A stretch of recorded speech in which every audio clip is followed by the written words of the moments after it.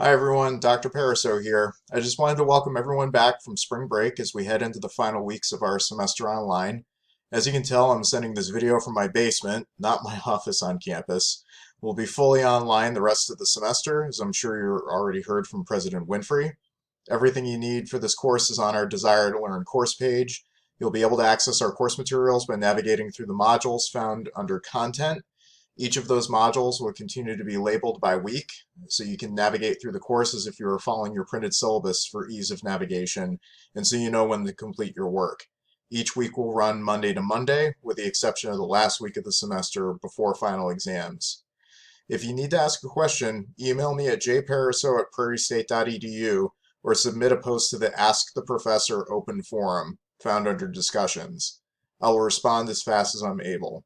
I won't be on campus to answer the phone, so email or the open discussion forum are the best ways to reach me. Next few weeks are bound to be a different experience for everyone, but we're in this together. I want you to be successful in this course. Let me know if you need help. Best wishes to you and your families as we all navigate these uncharted waters. See you online.